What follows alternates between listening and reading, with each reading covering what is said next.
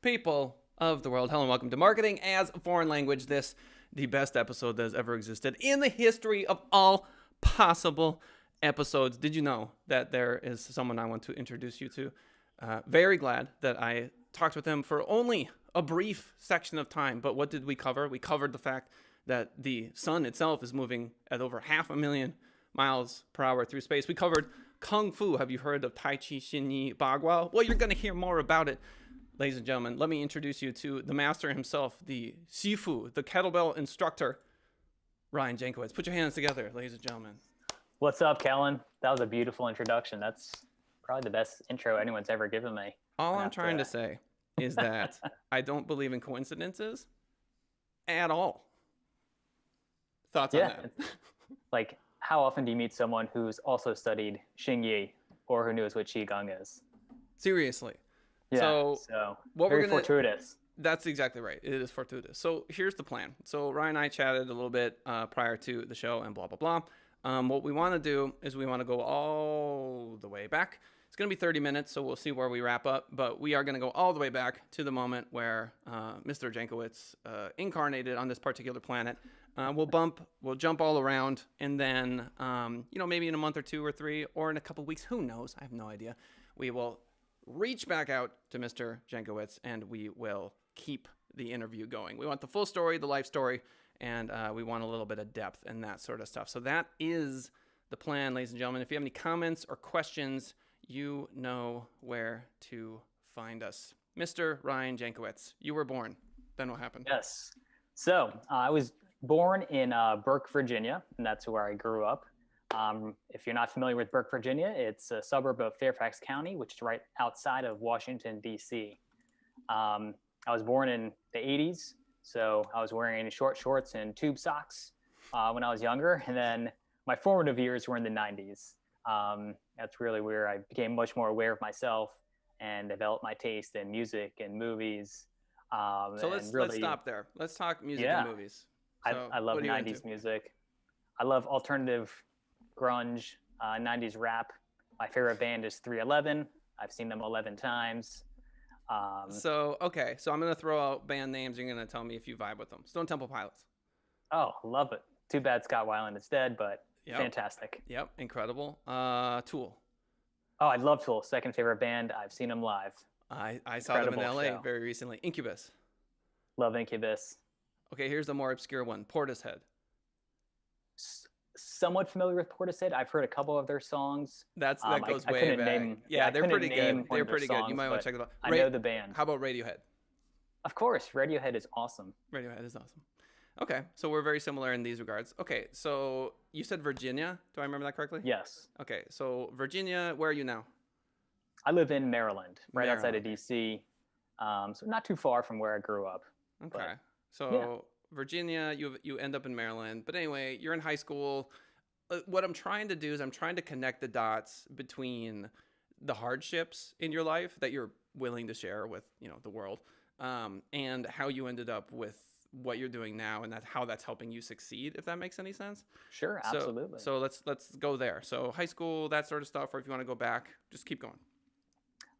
So sports has always been a big part of my life, and it's a big part of what I do now as a personal trainer. I really found myself in high school as a cross-country and track athlete. It helped me develop mental toughness and confidence in myself. It's also a good way to connect with teammates. Even though it's a very individual sport, cross-country, you're running by yourself, you're still training with your team, so you're learning teamwork.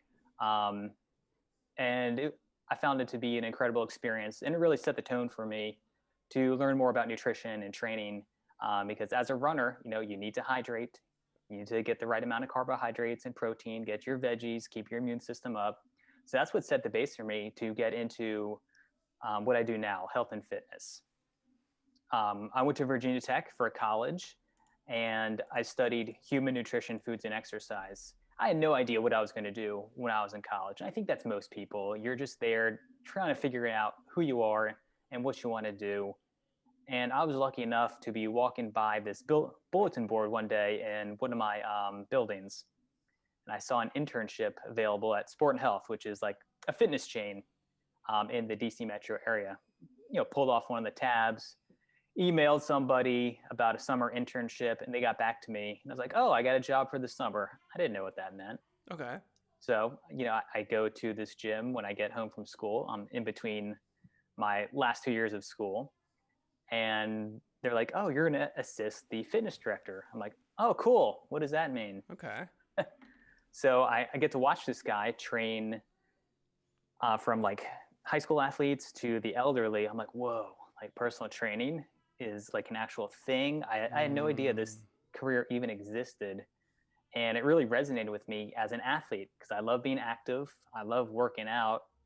And I thought it was great to see him empower other people to become stronger, get fitter, and just have more confidence in themselves. Okay. So like the guru of mental and physical and spiritual well-being. I think it's funny that if I say the word spiritual, instantly a number of people are turned off and another number of people are like, oh yeah.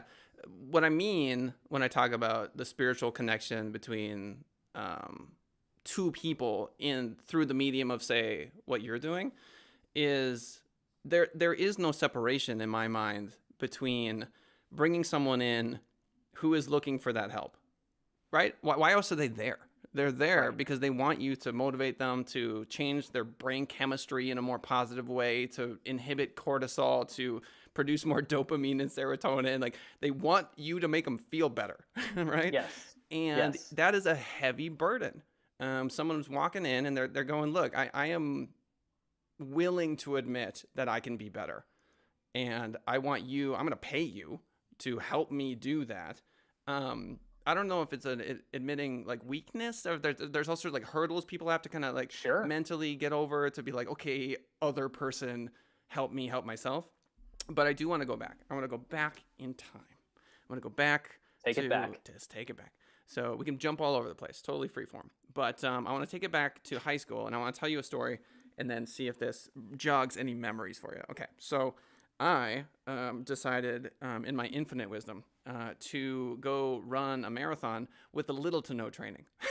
That sounds like a brilliant idea. I'm talking very little training. I did run, I think I did like max 6 miles at some point or whatever, but I got 2 kids and it's a whole thing, right? So anyway, I have never had knee issues in my life, okay? Knees, a breeze, okay? We good. And so I go for this half marathon and I show up and I don't like a lot of people around me. That's not exactly my favorite vibe. And like you're in a great place, a marathon. Yeah, it's kind of like a whole thing. It's very kind of congested, and I'm just trying to chill. I'm doing it alone, and it's a thing. So anyway, end up going through the whole thing, start running, and I'm like, first 6 miles, I'm like, dude, I'm killing this. I'm killing the game. We're good, right? Good to go. And I'm like, I'm speeding up, I'm slowing down, I'm all like, whatever. Anyway, so I've never had mechanical failure before.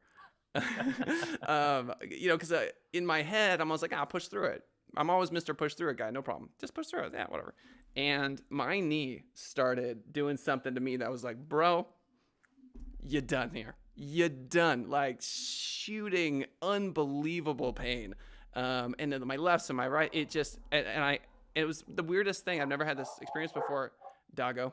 I've got a doggo. Don't trip, you're good. I had this thing where I don't believe in coincidences. There's a reason he's barking. So anyway, I had this moment where my cardio was meaningless. It didn't matter anymore because my cardio was fine. Like heart's fine, lungs are fine. I actually started getting cold. It was in November. I was like, I can't warm up, man, because I can't move. Right? Like so I don't know. That was a real enlightening moment for me. Going, wait a second. There's this whole different mechanical element to this, and the willpower becomes meaningless at a certain point because the leg itself is not working anymore. Right. And if you want to roll to the finish line, you can roll, but that's about your last option here because you're not putting weight on that foot anymore. You're done with that. Yeah. So talk to me about that. You do a bunch of cross country. You ever had an explosive moment like that, or a moment that comes to mind when I tell you that story? Yeah, sure. I've suffered injuries, and I think there's a difference between getting hurt, which is like, getting a bloody lip, or I played a lot of soccer, feeling someone's boot go through your shin guard. I love soccer. Yeah, I love soccer. It's the greatest sport in the world. But you get hurt and you push on. But you've mentioned you've had a catastrophic failure. I've experienced that too, where like I blew out my knee. Yeah. And that was it. And it's like, I'm this athlete. I work out for a living. I show people how to work out for a living. And now I got to hobble around on crutches. It's very humbling. And I trained myself to rehab to get back to where I was. And it was a very humbling, frustrating experience. So that actually helped me relate to people who were dealing with pain and injury. That was something that this I is specialized in. Exactly what I am talking about. If we perceive the universe as this chaotic and harmful force that is getting in our way, that's one channel that you can perceive the whole human experience from. And okay, if you're on that channel and you're enjoying that channel, you watch enjoy the channel. That's it's all good. There's another channel that says you blow out your knee because you're going to go meet that person and that person and that person.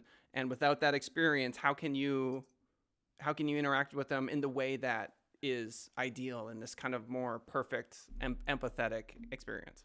Mm-hmm. I love it. Yeah. So injury caused me, this was later down my career, to look into corrective exercise and to use my knowledge of kettlebells and corrective exercise to help get people out of pain, whether it was just a little injury from running, like yourself, right? Or they're coming out of surgery, or they're trying to avoid surgery. Right. I want to be able to take my knowledge and what I've learned over the years, get them out of pain, and then get them stronger. And I felt like I really connected with people who I was able to help get out of pain, get stronger. And, I was very successful, and then COVID hit. In person. That was my thing. Yeah. Okay. That was my thing. In person, personal training, getting people out of pain. Right. And then COVID hits, and I have to quickly pivot to now I'm doing online training, providing online kettlebell training for people who want to lose weight. So now I'm working with a different market. Yeah. So I had to totally reframe my thinking, how I put my message out there, who my soulmate client was. Soulmate client. I love that. Yeah, I worked with a fitness business coach, and this was her term, rather than calling them. I love that. Like target market term. Yeah. Yeah, because as if you're not spending the most important, like the most precious thing, obviously, which is your lifetime with another human being for X amount of time in this sort of legitimate, deep relationship. Yeah, that's such a great way of phrasing it. Kudos to her. You can tell her I think she hit the nail on the head. If you ever say, this guy you've never met named Callan says he loves that term. Yeah. So, you had mentioned you want to hear about like my conception and how things came about to where I am now. Yeah. And as a personal trainer, man, it was a tough road. I got really good at the technical side of training, teaching people how to deadlift, teaching people how to squat, improving their push-up, getting them out of pain. I got super good at that. I like honed in, tunnel vision. That's all I wanted to do. And as I opened up my own business, I neglected all the other things: marketing, sales, accounting. It was like, this is the path, though. This is the path. This is the path. Who are these? I'm trying to think of. There are countless examples of how the soulvation, the motivation from one soul, is the primary driver that pulls everything else along with it. The marketing comes. Here's a good example. There's someone I know who's an incredible human being. Her name's Lillian, and she owns a company called Duchess Rideshare, and she's obviously a woman CEO, and it's a rideshare with women drivers, women passengers. And so that's a good idea. It is a brilliant idea, because Uber and Lyft are going to have a very hard time pivoting. Women, many women will simply not take an Uber or a Lyft alone. Mm-hmm. And they have horror stories I was in this Uber and this guy said this really creepy thing to me and I'm in this car and it's terrifying. It's this, and the fact that it doesn't exist. And so the reason I mentioned that is because, do you know how important it is that her marketing be perfect? Oh yeah, absolutely. She's got to find the right soulmate client. Well, that's just it. Like the company is the marketing. Yeah. Right. By its very nature, what it actually is. And the same is true for you. Right. So you go and you kill it. Right. You kill it. And this person's like, what? It's a story as old as time. Well, I get a lot of my clients from word of mouth. Yeah, it's word of mouth, sure, but it's impacting another human being in such a profound way that they can't help but express their gratitude to other people, right? So Absolutely. Yeah, you might have like 6-pack abs and like get 900 likes on your Instagram because you're cute, right? That is also a thing that's out there. I'm not denying that as a thing. Sure. But if your entire customer base is infatuated with that, you're gonna get older. Right, those 6-pack abs are going to fade. Like, what is the foundation of what we're actually talking about? So, I said all that to say this: I wouldn't beat yourself up about it. Is my point of quote neglecting these other things because you were focusing on the most important thing, hands down, obviously by far, which is mastering the craft itself. You're right, and it's like I don't know what I don't know, and I had several failures before I got to the point where I am now. Those I want to hear. Yeah, it happened for a reason. Yeah.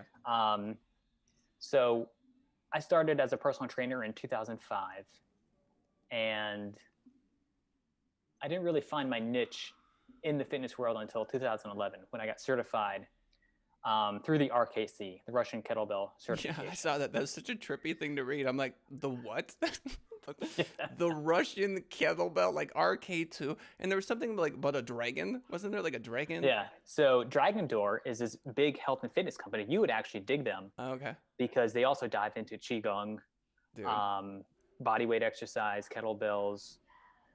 Yeah, it's a very holistic company, and kettlebells is one of their branches. They have the RKC. That's one of the branches. One of the things they specialize in. They sell kettlebells and DVDs. Right.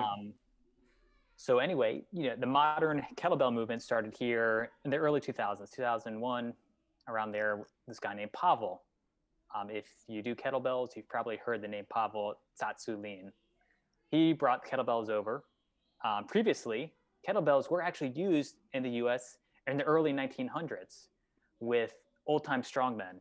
Oh yeah, I can see a black and white picture in my head of some really burly looking dude in a kettlebell. Yeah, maybe like Eugene Sandow, like lifting people over his head. Right. So that's how people worked out. They use like gymnastics, Indian clubs, kettlebells, these old school tools. What's an Indian club? It looks like a bowling pin, but it's weighted. And you can get them really light, which is good for like mobility work for the shoulders and joints. So it has a rehab component to it. Okay. Or you can get really heavy ones, which is going to really increase grip strength, shoulder strength.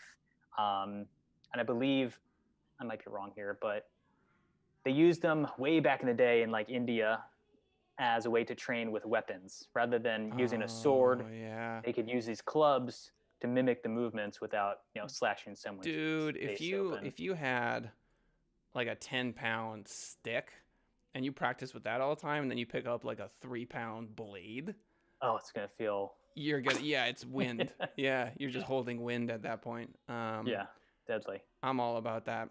Yeah, one of my favorite things to do. I was telling Ryan earlier. Me and my good friend, Chinese friend, Zhu Liang, do martial arts every Tuesday at 4:30 in the park. And one of the things we do is I've got this like 7-foot spear. Wow. But it's not actually a spear. It's like plastic with athletic grip tape around it, and then at the front it's like a big pillow, basically. Like it's a big foamy pillow vibe. And Juliang will have a sword that I bought from Amazon that's just foam, so it'll be spear versus sword. And I'm telling you, it is one of the most fun things I've ever done is doing spear sword with a dude that I was telling Ryan earlier. Juliang studied Kung Fu 360 days a year for 10 years in China. This dude is the real deal. And it's just, oh man, it makes me so happy. So yeah, Indian clubs reminds me of that entire universe. Yeah. It's funny.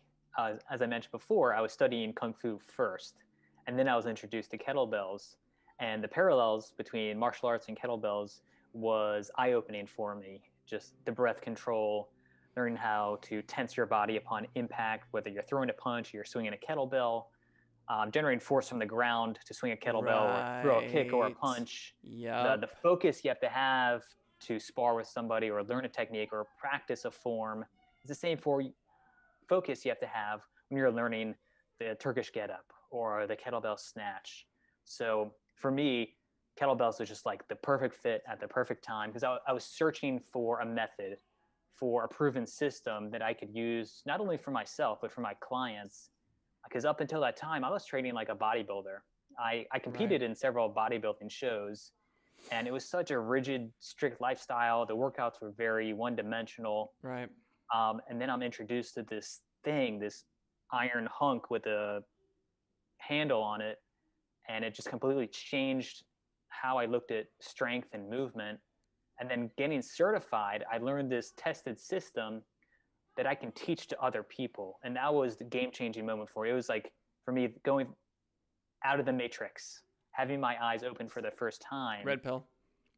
Yeah, I took the right pill and I was shocked. So, Um, so that right there, and pardon my interruption, sure. is to me really what people would be paying you to do would be to transfer enlightenment, right? So Yes. so we have these nirvana-like moments. Nirvana, the definition I at one point looked up, can be translated as exhaling, which is or like blowing out a candle. It's that like, right, sort of like okay, finally, like relief. And we all have these little enlightenments throughout our lives, obviously. And ooh, wow, some crows just flew by. They're beautiful. And so anyway, yeah, this is going really far out there, but I'll go there anyway. Objects to me have these spirits, right? There's like the object that looks like a sword you've had for 20 years. People have a hard time getting rid of objects because they have a relationship with objects. To a smoker who's not smoked for 10 years, a cigarette is a completely different spiritual little being, than someone who never has. Like we have these relationships with things. And you have a relationship with a kettlebell that's hard fought, hard won, all this life experience, everything that you've ever gone through, it somehow manifests in that particular tool. And I think that's the primary thing that I want to get across to the people listening, which is that's kind of what you're accessing, right? You're not accessing some dude telling you how to move some stupid, inanimate, heavy object. You're accessing the life experience, Ryan's life experience that led him up to the point where that is a physical manifestation of well-being. Yes. Yes. I couldn't have said it any better myself. For me, the kettlebell training was the way for me to express my athletic self that had kind of laid dormant for several years when I was doing these bodybuilding shows and training like a bodybuilder, eating like a bodybuilder, very Right. restrictive. And to be able to move this kettlebell with such force and explosive power, man, it was like throwing a punch, kicking a soccer ball, sprinting down the Right. field, or it just unleashed something inside of me, this like warrior spirit that was stuck behind a machine, doing leg curls every Right. single day or something like Yeah, that, let's not forget that a kettlebell is, I mean, it's a little martial arts weapon, right? It's Yeah. a I don't know how to explain it. It's like if you do a kettlebell swing, you're doing half of a yin yang. It's like there's some deepness to it for sure. And to me, I can see Shaolin monks in my head, right? Like practice, like it just seems like a very gong fu, very kind of deep, rooted thing. So I think it's very cool. And at the end of the day, I've walked away because we're coming up on 5 minutes. I walked away with a much deeper respect of that physical object. So I think next time I look at a kettlebell, I'm going to look at it differently, which is a gift and it's a good thing. For people who don't understand martial arts or who haven't really gone down that path, generating power from the ground is the entire game. Mm-hmm. I mean, come on. Like a boxer is not really hitting you with his hand. Okay, that dude is generating ridiculous amount of force from his quad to the ground, pushing against the earth, which literally changes the movement of the earth, right? He's literally pushing against this massive object, and he's transferring that chi, if you will, all the way to the point of contact, and he's kicking you, is what he's doing. You know, and it's once you understand that, if you really want to go down the rabbit hole with Tai Chi and that sort of stuff, you'll see some of these 70, 80-year-old practitioners just throwing people around, and it looks fake and it looks stupid. But it just doesn't take that much force if you have that much balance to play in that space. So very cool. So let's take just a minute here, because I want to make sure that you can just pitch. You know what I'm saying? I want you back on the show, obviously. Yeah, I would love to come back. I have so much to share. I want to share my failures so other people can avoid these pitfalls. And then I would actually love to pick your brain about marketing a little bit. We didn't even get to the marketing, and I'm totally okay with that. So here's the thing, and I will say this now. I promise I will shut up. This is how good marketing actually looks, in case people are wondering. It's not like you sit down and go, okay, let's take a look at your Instagram. Like, no, it's therapy first. You got to go through therapy. You have to really understand, you know, it's for my entrepreneurs there's a lot of marketers who watch the show. This is step one by far, for sure. No question about it, is actually getting to know, the person and that sort of thing. So anyway, the floor is yours. Thank you, sir. Well, so I use online kettlebell programs to help men and women lose 10 to 15 pounds, shed their spare tire, and build lean muscle so they can fit better in their clothes, look better naked, because who doesn't want to look better naked, and move like they did in their 20s or when they were younger and felt like an athlete. So COVID has been a blessing in disguise, because now I can actually connect with more people through the power of Zoom, Facebook, and that sort of thing. And I can deliver these programs to people who are searching for an answer, for a way to let this become maybe a little bit easier by following a proven system. And that's what I've created: systems on how to use a kettlebell properly, how to structure workouts to progress your strength and conditioning logically over time. And also, I share my nutrition tips with people, just simple, easy tips, because nutrition can be overwhelming. There's so much information out there. So rather than overhauling your diet, I give people just a couple simple tips they can do that actually make a big difference. So that's what I do. I help people with my online programs. I provide technique help with kettlebells. And give me URL, phone number, give me all that stuff. Sure. My website is rjkettlebell.com. My email address is ryan@rjkettlebell.com. And I'm on Facebook. That's where I share all of my content. I post 5 to 6 days a week. I try and give away as much as possible. I teach proper form. I teach programming. I give nutrition tips, all for free on Facebook. So just friend me, Ryan Jankowitz. And Facebook is the best way to learn about what I do and who I help, and see if we're a good fit. And I'm slowly building out my YouTube channel, but Facebook, that's where you can find me. RJ Kettlebell. RJ Kettlebell. That sounds like a jingle. Yeah, it's a jingle. Free jingle for all the listeners. You just got to hit out that RJ Kettlebell. And then the smoke machine. It's like a whole thing. Confetti cannons. I love it. RJ Kettlebell. Yeah, for real. All right. Well, ladies and gentlemen, there you have it. Ryan Jankowitz in all of his glory. We will have him back on the show, hopefully, to get the more stories and all that sort of thing. We'll hopefully hear from him in the future and kind of get the update as it progresses. I have had a lot of fun. No joke. Not kidding. I really enjoyed a blast. Yeah, I really enjoyed talking with you. And ladies and gentlemen, that is the show. My name is Kellen Kautzman. I happen to own Send It Rising Internet Marketing. You probably know that by now. The podcast is available on iTunes, Spotify, and 12 others, so I'm sure you can find it there. Thank you if you're listening on the podcast. We genuinely appreciate it. If you joined us for the live show, I heart you. I'm proud of you. Thank you so much. And you know the drill, subscribe, and all that stuff. Ladies and gentlemen, put your hands together. RJ Kettlebell, Ryan Jankowitz.